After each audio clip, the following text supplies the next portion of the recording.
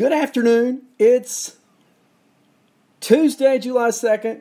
The calendar has turned into July and the weather is hot and it's time to hear from Arnie on Arnie's Fantasy World of Sports. Good afternoon. I was with you this morning. I've got some new material this afternoon. What we're going to do this afternoon is we're going to take a deep dive, if you will, into some players on each team. What I've done is over the last few hours, I have tried my best to look at the lineups that are out for tonight and pull some players off of each team who are fantasy relevant, and maybe some of them are doing really well, maybe some of them are not. So I figure it's a good time to take a look. Here we are, a little over halfway into the season. Look at some players playing tonight. Look at their numbers. Let's see how they're doing over the season. Let's see how they're doing recently. You ready? Let's do it. So I told you this morning, I went through the standings with you. I'm going to do that also after I tell you what, let's do it now. You look at the standings as we go into tonight. The Yankees are 6.5 games up on the Rays, 11 up on Boston. In the Central, the Twins are in first, 8 games up on Cleveland, 13 games up on the White Sox. And in the West, Houston, 6.5 games up on Texas, and 7 games up on Oakland. And I'm looking at run differentials. You know, I talk about that a lot. A while back, Minnesota clearly had the largest run differential in the American League and had the best record for the longest time in the American League. Well, they still have the largest run differential at plus 113. But just barely, because they're just barely ahead of the Yankees at plus 105. And if you look at best records, the team leading the American League East is at a winning percentage of .659, the Yankees. The Twins are at .639, and the Houston Astros are at .624. So what does that mean? That means if the season ends today, the Yankees play the wild card winner, while Minnesota squares off against Houston. Good luck, Twins. I want to see how you do with that one.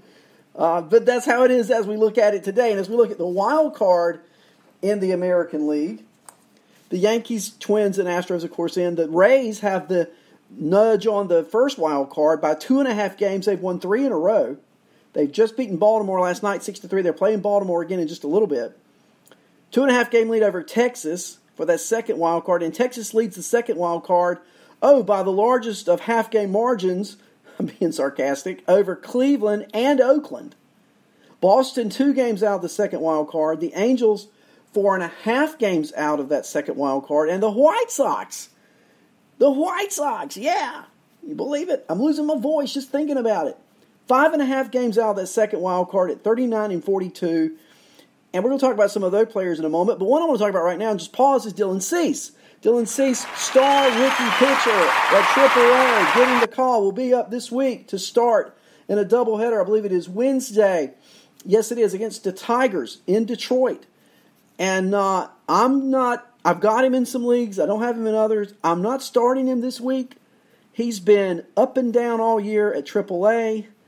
And I'm not thoroughly convinced that he's going to produce. Now, he may. I watched Brandon McKay pitch at Durham the weekend that Judge and Stanton were rehabbing. And McKay went 5 scoreless, 1-hit innings with 6 strikeouts with Judge and Stanton in the lineup. And just looked dominating. He was ready. I'm just not sure about Dylan Cease. We'll see. But it's a tight American League with regards to the wild card. So in the National League, the Braves continue to lead the Phillies. I've been telling you, the Braves are going to win the East. They would have to lose it because they got it. It's theirs. The pitching is strong and the hitting is incredible, and they've got a 47 run differential, which is by far the best in that division. And they lead the Philadelphia Phillies by 5.5 games. They play each other tonight in Atlanta. So it'll be a hot night in Atlanta. See how those Braves do tonight against the Phillies. The Nats, 7 games out. I've been telling you guys, keep your eye on the Nats. They're not going to be sellers yet. They're not trading Scherzer right now. I can promise you that. their players, and I'm going to get to the wild card standings in a moment, and you'll see just how much of a player they are. The Mets are 12 games out in the National League East. In the Central Division, it's a great division. All 5 teams within 6.5 games of each other. And as we look at it tonight, winners of 3 in a row are the Milwaukee Brewers. That's right. They're 46-39. They've won 3 in a row. They defeated the Reds at Cincinnati last night at Great American Ballpark, 8-6. They're playing the Reds again tonight. They've won 3 in a row. The Cubs have lost 2 straight. Have a 1-game, they trail the Brewers by 1 game in the division. St. Louis 3.5 out.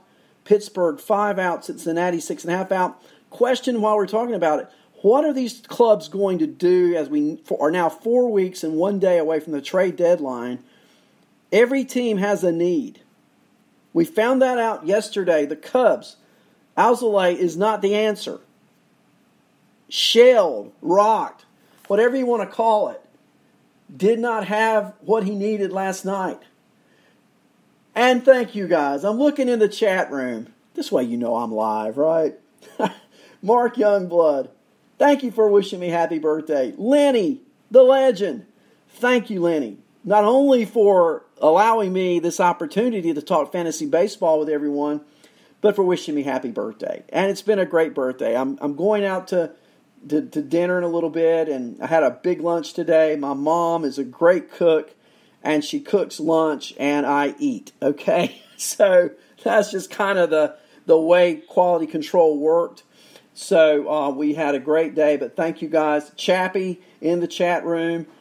Thank you, Chappie, and thank you for the birthday wishes. Chappie's going to be on at 7. Chappie, I'm not sure I'm going to be back at 9. I'm going to let you know. I'm ready and prepared to proceed, but I'm not sure I'll be back from celebrating birthday things, and I think you can understand that one, but I will let you know. But Chappie's on with you at 7 o'clock, so just hang tight.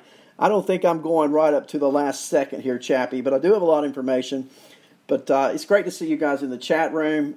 Give me your comments. Give me your questions. I'm looking at my computer for the chat room, using my iPad for the broadcast, and using my phone if I need to look up anything. Okay, so that's kind of the way I roll here.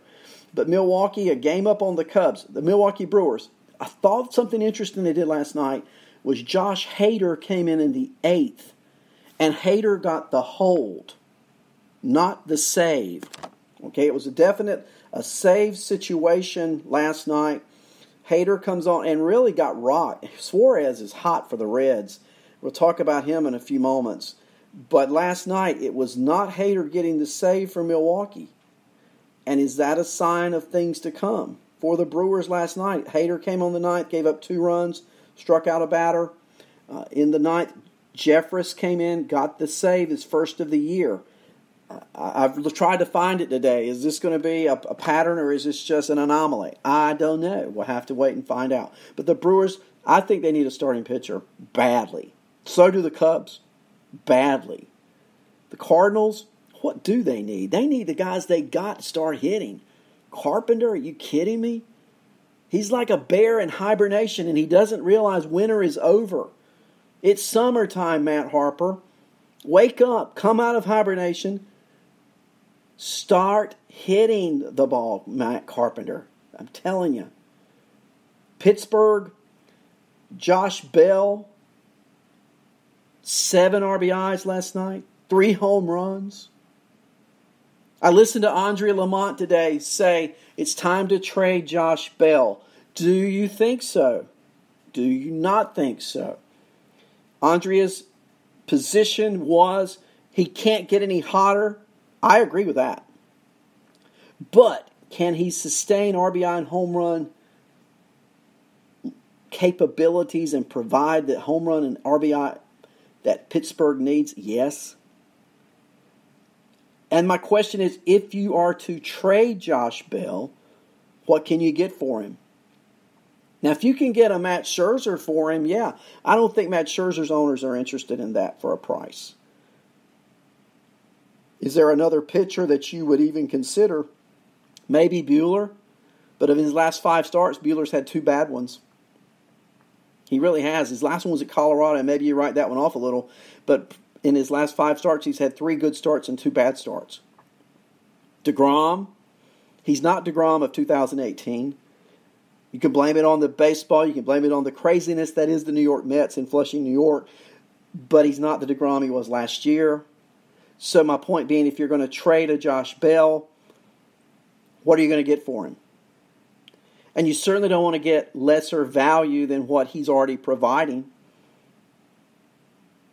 Cincinnati, 6.5 out. What do the Reds need? Well, okay, they need their guys to be consistently hitting, and Suarez is finally starting to hit over the last 3 days. Scooter Gennett, he's going to get back in rhythm. He's going to hit. I think the Reds are going to score runs. My question then is going to be, are you going to have an inverse? Early in the year, they weren't scoring, but they were pitching. Is the pitching going to head south and the hitting continue to grow, but you still don't make any gain because the fact if you're not scoring more than the other team, you don't win. So let's keep our eye on the Reds. They could use a pitcher. They've got talent in the minor leagues to trade if they can find a suitor. And we were talking about a few weeks ago Cleveland being out of it. I just told you Cleveland's not out of it. I don't think Trevor Bauer's going anywhere. I think he's staying in Cleveland. Why would they take away a strength? They're pitching. I don't think they will. Because we all know when you get to the playoffs, it's more about the pitching. This year will be interesting, will it not be, to see how the pitching stands up to the rigors of playoff baseball. But every team in that division, I think, needs pitching except for maybe the Pirates. And the Pirates just need their pitching to get healthy. They also have a surplus, and they may be trading Williams. What for? I don't know. They're not going to trade their closer. Come on. You have to blow the Pirates away. And don't you think they're a little bit gun-shy to do any trading with prospects after what happened with the Glasnow debacle? I would be. The Dodgers lead the Rockies by 12, the Diamondbacks by 14, the Padres by 14. The Dodgers have got the West.